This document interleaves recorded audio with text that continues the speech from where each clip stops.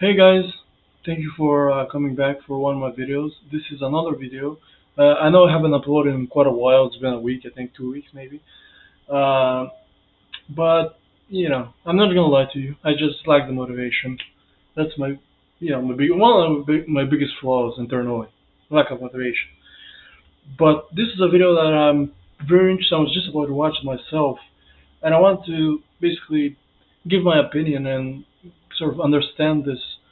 Um, Political situation that's unfolding right about now, actually in Afghanistan. And this video by the channel Caspian Report, great channel, you should go watch it, is how Afghanistan became a failed state. And it's a very interesting subject, especially in today's climate. And I'm very interested to learn more about Afghanistan. I know a lot about the country, well, a lot.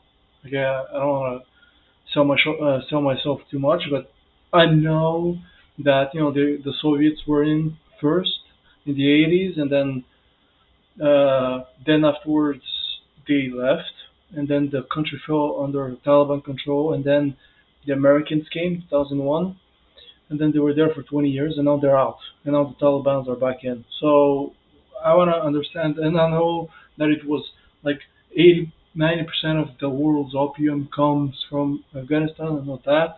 I know there's a lot of corruption. It's a plutocracy. The government, it was at least the previous government horribly corrupt, and there's a lot of misinformation in today's media. I hope this video is going to clarify a little bit about the video. I'm sorry, I'm rambling. Uh, let's see this. Let's see the video. Afghanistan is synonymous with a failed state, but that wasn't always so. As a matter of fact, in the 1960s, things were looking up. The government had drafted a new constitution that granted its citizens the freedom of thought, expression, and assembly. Infrastructure development was in full swing, social reforms were opening all sorts of avenues, and Kabul was a flourishing city in the center of the hippie trail. Afghan culture was booming, and Western icons were on display in every corner. At the same time, Afghan lawmakers walked freely in public, often without a security detail. There was no fear, apprehension, or anxiety. The country was on course to become a democracy. Things couldn't be more exciting for Afghanistan. I didn't know that. Yet, good intentions are ubiquitous in politics. What is scarce is good policymaking. In just the span of a decade, the circumstances changed dramatically, and Afghanistan nosedived into an irredeemable disaster. I'm your host Shirvan, and welcome to Caspian Report. Today's video is sponsored by Morning Brew. Just like most people, I have. For example, in Afghan related news, the IMF is withholding more than $450 million to Afghanistan, while the United States has frozen about $9 billion in international Afghan reserves. That means the Taliban can access just 0.1% of Afghanistan's Wow. reserves. Talk about In just crippled. a few paragraphs, I got precisely the content that is newsworthy. Morning Brew is free, informative, and takes less than 15 seconds to Still, subscribe. still on this? Okay. My kingdom for horse. What a The year is shitty kingdom. 1953. King Mohammad Zahir Shah appoints his cousin Sardar Dawood Khan as the Prime Minister of Afghanistan. Dawood Khan is given a distinct mission: modernize the country. Previously, Dawood Khan had served as Defense Minister, Interior Minister, Ambassador, and military commander in the Afghan army. He was the kind of person who got things done regardless of the difficulty. But to modernize Afghanistan, Dawood Khan needed financing. The taxes generated by the Afghan population were barely enough to sustain the current operations of the state, let alone finance new, ambitious megaprojects. So the Prime Minister opened his country to the outside world. This was at a time when the Cold War was going strong, and both the Americans and the Soviets wanted influence in the periphery. Dawood Khan figured he could play both sides. Afghanistan, after all, was a big place. In fact, he was once quoted saying, "I feel happiest when I can light my American cigarette with Soviet matches." That's the kind of foreign policy he pursued. He played with too much fire. I'm pretty sure it backfired on him spectacularly. If based on Afghanistan history. So various projects were commissioned to both Moscow and Washington. New factories were set up, trade deals were established, while dams, tunnels, bridges, and highways were constructed. The most daring of these reforms was an educational program that allowed Afghan students to study at American universities. It was a critical win for Washington. Education is culture, and culture determines ideology. As a countermeasure, the Soviets put together a military package that provided Afghanistan with modern weaponry, including tanks, jets, and helicopters, which were all very much needed.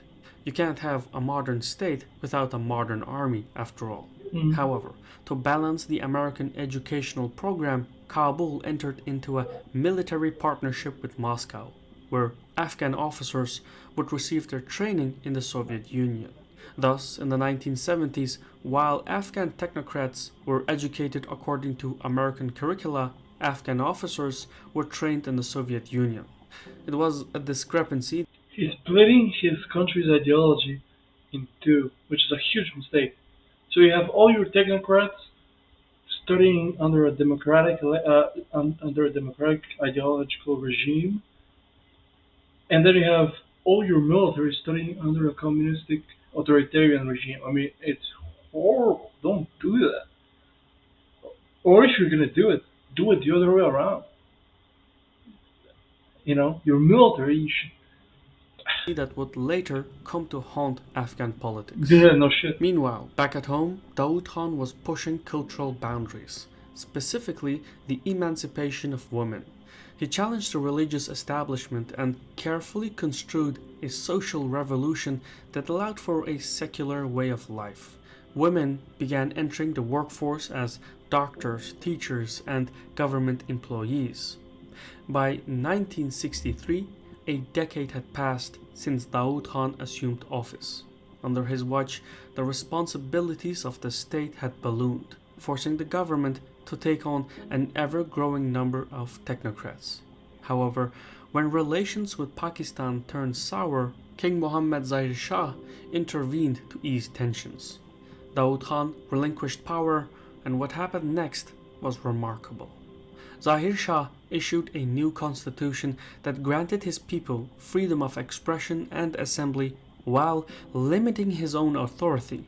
This was never seen before. Whoa! Leaders don't go about restricting I didn't know that their own happened. power voluntarily, but that's exactly what the Afghan king did. He recognized that the machinery of modern governments could not operate efficiently while being limited to the skills of a royal family and its associated nobility. If Afghanistan was to enter the 20th century, it had to nurture the talents of its population and transform into a fully functioning democracy. As such, Zahir Shah prohibited the royal family from entering the political Where did it go wrong? domain. Henceforth, the Afghan royal family was strictly ceremonial.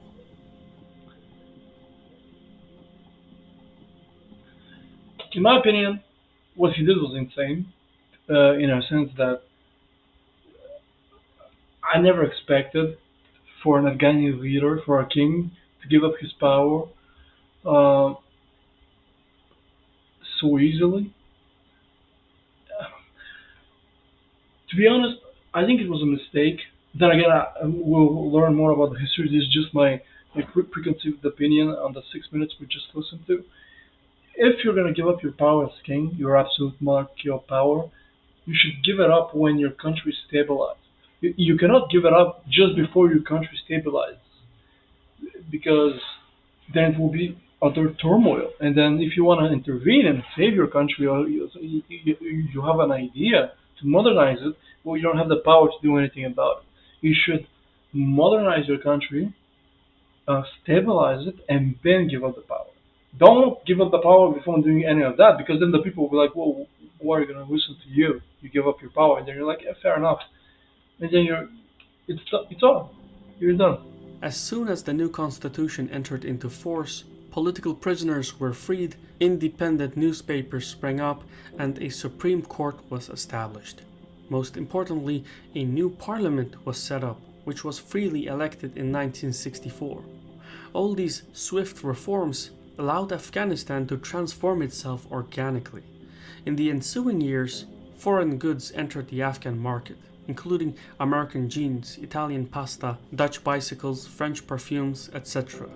New hotels, banks, department stores, cafes, and housing developments popped up in the major cities. At the epicenter of change was Kabul. Its streets were rife with trucks, tourists, small businesses, and Afghan pop music. By 1967, Kabul had I all the should listen to hallmarks that. of I a never modern listened. city. It's In just its downtown, a foreign population had taken root. Americans, Russians, and other migrants were living elbow to elbow with local Afghans. Western hippies started trekking across Afghan of cities, course. and Kabul became an important destination in the hippie trail that stretched from Europe to India. Life was good, and business was booming.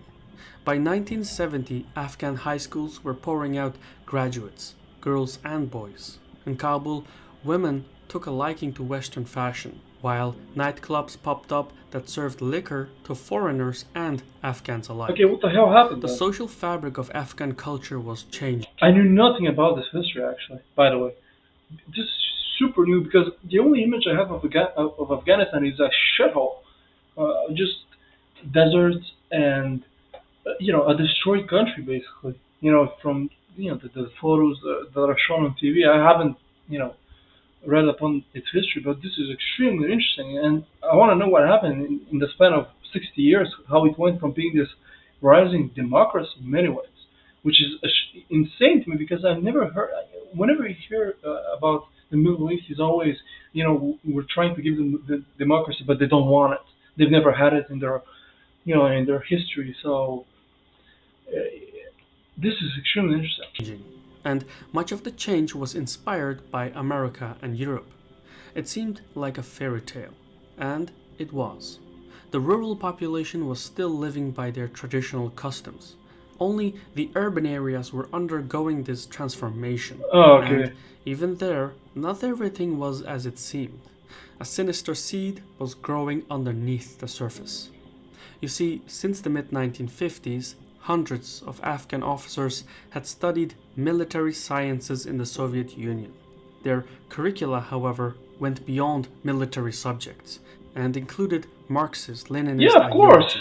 Of course. I mean, how can you split your technocratic elite with your military elite in terms of their ideology? You have to keep them at least in the same space. You can't send your technocrats go study in the West and your military go study in the East. Uh, Two different ideologies and come back. Let's see what happens. As these officers were indoctrinated into communism, they came to view their own country through the lens of Marxism. Of course. So when the officers returned home, Yeah. they passed on their Marxist Leninist ideas to their fellow countrymen. From there on, communist ideas filtered into the urbanized Afghan society. This process was slow. It took decades to take shape. Just like the hippie movement, it was an organic process. None of it was planned or even predictable at the time. It was trickle down indoctrination. So by 1970, Afghanistan had a booming Western inspired middle class on the surface and a communist leaning intellectual base underneath. There was a third faction, albeit smaller, one that represented Islamist students from Egypt. Just as Western and communist curricula had inspired a generation of Afghan students, Egyptian educated students created their own brand of Afghan Islamism. They were loud, but few in number. Where did the Taliban?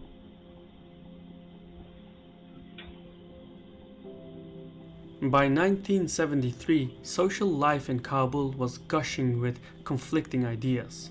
Workers were on strike, demanding better payment, students were protesting and shutting down schools, Islamists were rambling about the end of days, while military officers were talking about open rebellion. Anarchy, it seemed, was brewing. Then, almost from thin air, Daoud Khan returned to the political fold and Whoa. executed a flawless coup. He deposed the king and declared himself president. The cousin took over. This is a Game of Thrones type shit. It turned out Daoud Khan had allied himself with one of the many communist groupings. But Daoud Khan was no communist. As soon as he consolidated into He killed power, him? he turned against his communist allies. Over the next 5 years, Who Daoud saw that Khan was coming? purging political rivals from the stage. Then, in April 1978, he launched his most ambitious purge yet, a nationwide effort to detain every communist affiliated leader in Afghanistan. Yeah, I was about to ask, like, if in the 60s and 70s communism was so rampant, then why did Afghanistan go to war with the Soviet Union? Where there we go. So there was a lot of communists in the country, and then this guy, this cousin, I forgot his name, Dadushkan, I think. I'm completely wrong, I'm sure, but the cousin of the king, who made incredible reforms. Then he was out and maybe bitter about it. Then he came back. He's like, you know what? I'm taking over. You made a mistake giving up your power. You're insane. Look what happens with the country. And then, In one fell swoop, he neutralized his rivals, all but one. A ooh, communist revolutionary by the name of Hafizullah Amin slipped away. A day later, Daoud Khan got wind of a conspiracy, so he placed tanks across Kabul, waiting in ambush for the culprits. The conspiracy, however, was a ploy. The tank turrets shifted towards the presidential palace, and a firefight broke out. what? The assault on the presidential palace lasted hours, and apparently some of the rebels spoke Russian. This is some Baelish type of backstabbing. So basically, he put tanks all around the capital, and then the tanks turned the dirt on the capital. This is the drama. Can you feel the drama? This is Were insane. the Soviets involved? We don't know, but it wouldn't be out of character. Uh huh. Being the tough guy he was, Daoud Khan went down with a gun in his hand. The Damn, communist coup really? claimed as many as 2,000 casualties, including military, civilian, and royal family members. The death of Daoud Khan was a turning point. It set in motion half a century of unyielding conflict. What? Emerging as the So new he. strongman of Afghanistan was the charismatic Nur Muhammad Taraki, a household communist leader. Acting as his number two was Amin, who had organized the coup. Oh, To fully the guy who consolidate power, escaped. they started purging the You could not write this story. Well, actually, you could. This is like a drama. This is beyond dramatic. I mean, you eliminate all your opponents, but one escapes, and then he comes back with a plot that overtakes you, and then Communist Party from within. In the streets of Kabul, competing communist factions engaged one another in shootouts. Still more troubling, as Taraki took office, more and more military officers began flexing their muscles, claiming that they were part of the coup and thus entitled to special privileges. of course, No one knew the details precisely, so when it was everything's safer over, to just go with the flow. everybody's As part of it. such, disobedience consumed the Afghan military. Low ranking corporals began disrespecting high ranking superiors. The military hierarchy was paralyzed, unable to distinguish friend from foe. Decades of combat readiness collapsed in a matter of days. In the meantime, Taraki had his plate full. He had to transform Afghanistan into a workers' paradise. So he began issuing all sorts of policies. This came from a man who had no experience in governance and who was carrying out reforms based on Marxist theories. What could possibly go wrong? Now, admittedly, many of Taraki's reforms were well intended, especially his emancipation program for women. However, most of the reforms were poorly executed. Take the cancelling of debts to landlords as an example. It sounds noble on paper. Big landlords had long taken advantage of the poor by using predatory loans. Taraki believed he was doing the poor a favor by cancelling debts, but he was completely out of touch with reality. Afghans from the countryside usually borrowed money to either finance weddings or finance funerals. By abruptly cancelling debts, Afghan landlords stopped lending money. Centuries of intricate socio-economic balance was uprooted with the stroke of a pen. Suddenly, Afghans in the countryside could not afford funerals or weddings.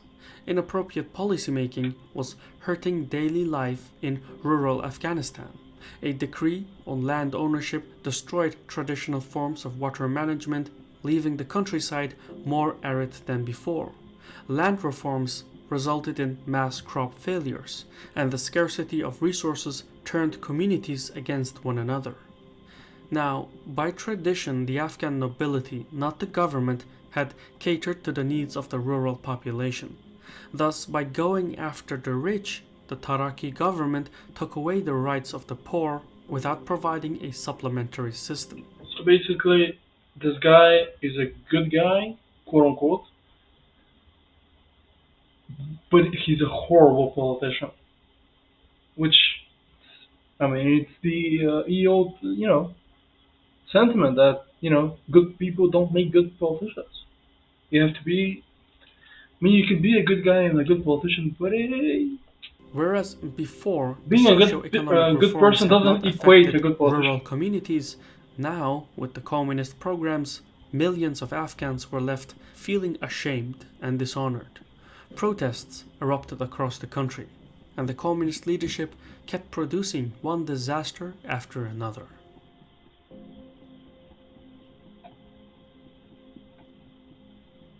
By 1979, Afghanistan was in bad shape. A secret police was set up to hunt down dissidents and nurture a cult of personality. President Taraki became Comrade Taraki. Meanwhile, the United States closed its embassy in Kabul, making Afghanistan entirely dependent on the Soviet Union. At the same time, the Soviets had sent some 5,000 technical and military advisors to Afghanistan to help in policymaking. But they didn't always get along with the locals. When protests erupted in the city of Herat, a group of rebels assassinated a few Soviet advisors in the city. What happened next was unimaginable. So, Either the communist Afghan government or the Soviet Union responded by bombing the city to rubble. Yeah, Jesus Christ. talk about disproportionate measures. By some accounts, the body count was over 25,000 people. The destruction of Herat was so abrupt, so extreme, that it flipped the country into a state of war. Why the use of such excessive force? We don't know. But the What the context fuck? suggests that it had something to do with the Islamic Revolution in Iran in the same year and the rise of Islamists in Pakistan 2 years earlier. Perhaps the communists in Kabul and Moscow wanted to send a strong message that civil disobedience would not be tolerated. We I just don't mean, know. What we do know is that the bombing of Herat triggered a nationwide armed rebellion. Afghan Islamists, many of whom had studied in Egypt, took on the mantle of opposition and initiated an insurgency. what? They were the minority, right? You know when he said that there was in there were a lot of people who studied in U.S. and in the Soviet Union, but there was a minority that studied in Egypt. Dubbed as the Mujahideen, anti Ah, communism, of not course. Islamism, was the initial unifying narrative. Okay, okay, Either okay, way, okay. Mujahideen skirmishes kept on proliferating, and soon enough the Afghan countryside was The deemed Americans unsafe for the Afghan army, subsidized whose the combat Mujahideen. I know readiness that. had already collapsed due to internal strife. Meanwhile, Comrade Taraki had a falling out with his number two, Amin. They started plotting against each other, and after days of back and forth assassination attempts, Taraki Days. supposedly died of natural causes. Uh, Amin was now in charge of the country. This was not to the liking of the Soviets, because Amin was considered overly ruthless. And true to his reputation, Amin began a campaign of excessive violence. The secret police stepped up its activities, while airstrikes inside Afghanistan had become a daily occurrence. The Soviets realized that they had to replace Amin before he discredited communism beyond repair. So the Soviet General Staff drafted a plan to invade Afghanistan. And in late December 1979, the Red Army was given the go ahead. Soviet tanks rolled into Afghanistan while the Soviet Airborne Division secured Bagram Air Base near Kabul. Before the turn of the year, the Soviet military was in control of the Afghan capital. Coincidentally, Amin was dead by the time the Soviet army arrived. But this was not the doing of the Soviets, and What? more likely the result of internal fighting. Because You could have just regardless of waited. how much the Soviets despised Amin, they needed Amin to justify the invasion of Afghanistan. Wow. Without Amin, the Soviet military presence was a violation of international law. Thus, to rectify the situation, the Soviet leadership, led by Leonid Brezhnev, handpicked Babrak Karmal and installed him as the new head of state. Karmal was a hallmark name in the Afghan communist world, Okay. but he had been living abroad to escape the communist purging, so he wasn't exactly up to speed vis-a-vis Afghan power politics. Still, with Karmal in office, Brezhnev could technically argue that the Soviet military was in Afghanistan at the invitation of the Afghan government, and that seemed to be good enough. That's smart. Under Karmal, the state apparatus began falling apart. The Soviets destroyed much of the infrastructure, economic activity came to a halt, trade was disrupted, and the GDP went into freefall. The Mujahideen was increasingly better armed thanks to American, Saudi, and Pakistani backing. Plus, a continuous batch of foreign fighters flocked to join the ranks of the Mujahideen, giving the conflict a religious essence, a holy war, if you will. But the main strength of the Mujahideen was their lack of unity. Without a central command, it was impossible to bargain with the rebels.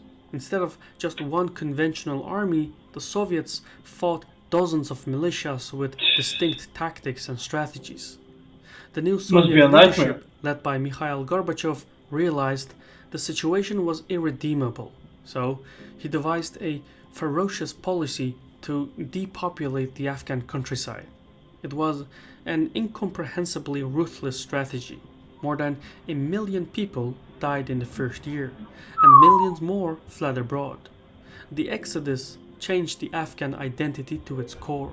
Centuries of carefully crafted socio-economic institutions shattered beyond redemption. Afghanistan, not just a country and its material belongings, but the fabric of Afghan culture, broke from within.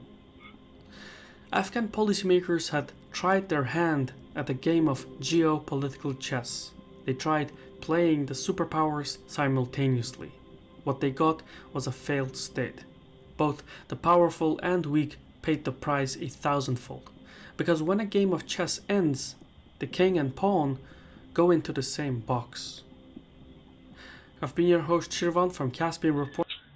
Well, this was interesting.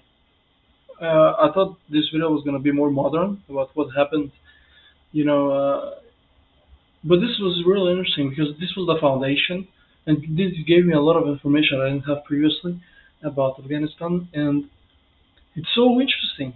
I thought that the Russians were invading Afghanistan because they wanted to put a communistic leader in place, but there was already one in place. There were already communistic. There were already communists in Afghanistan, and the Game of Thrones type of intrigue between the king and then the king being the good guy, quote unquote. He gave up his power, then the cousin comes back, takes over, and becomes the president, quote unquote, and then he dies, and then the power. No. He gets betrayed by the plot with the tanks. Oh my god, this is a movie, man. Someone should make a movie on this.